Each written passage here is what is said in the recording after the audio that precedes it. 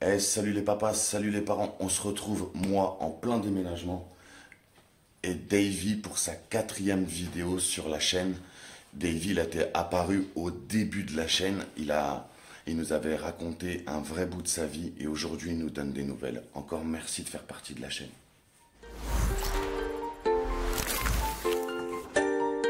Bonjour, c'est Davy. Écoutez, voici quelques nouvelles des affaires qui étaient en cours. L'enquête sociale arrive bientôt à son terme, à la mesure MO.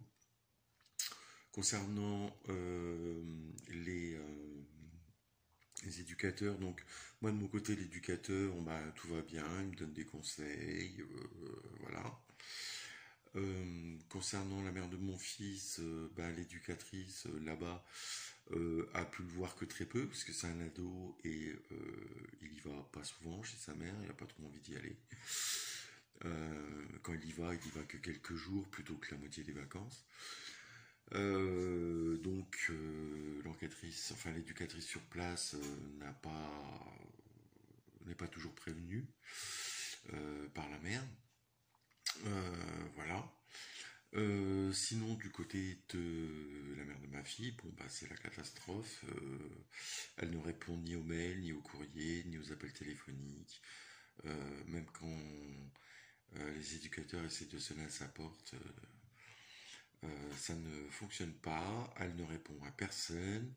Elle a répondu qu'une fois à l'éducatrice pour l'informer qu'il était hors de question qu'elle vienne chez elle, etc. Elle ne respecte pas donc le jugement. L'éducatrice sur place, on a informé le juge des enfants. En plus de ça, il y a un problème sanitaire chez la maman. Ma fille revient souvent criblée de poux, des milliers de poux, hein. Il y a un gros problème de sécurité pour ma fille chez la maman. D'autre part, elle m'a informé, ainsi que l'éducateur, que chez sa mère, elle prenait qu'une douche des fois par semaine, qu'elle se couchait vers les 2-4 heures du matin.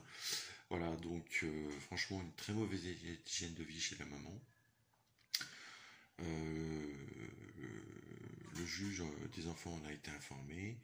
On passe au tribunal fin janvier, pour la fin de la mesure. Je suis plutôt confiant, de toute façon, voilà. À savoir que, en fait, il y a deux possibilités. Soit le juge des enfants décide d'une mesure de mise en garde de la mère en l'obligeant à respecter une enquête sociale de son côté. Soit il m'accorde la garde exclusive tant que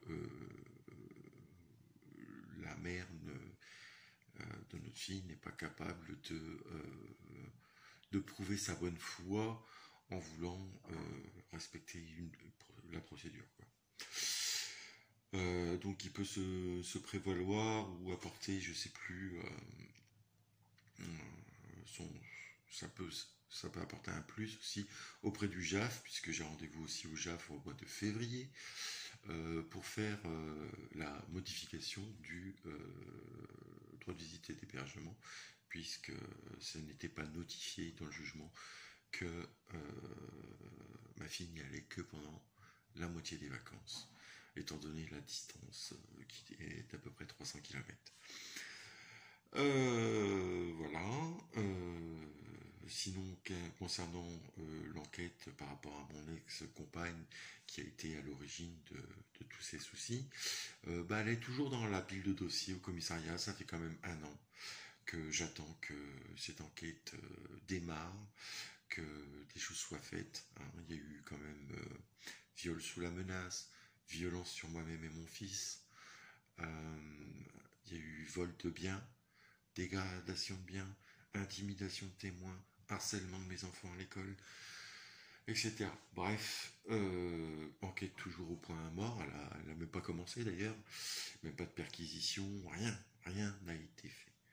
J'ai poussé un coup de gueule récemment, J'ai envoyé un mail au commissariat qui m'est resté sans réponse. J'ai envoyé un mail ce jour auprès de la déléguée de la ministre Marlène Schiappa afin d'avoir un appui.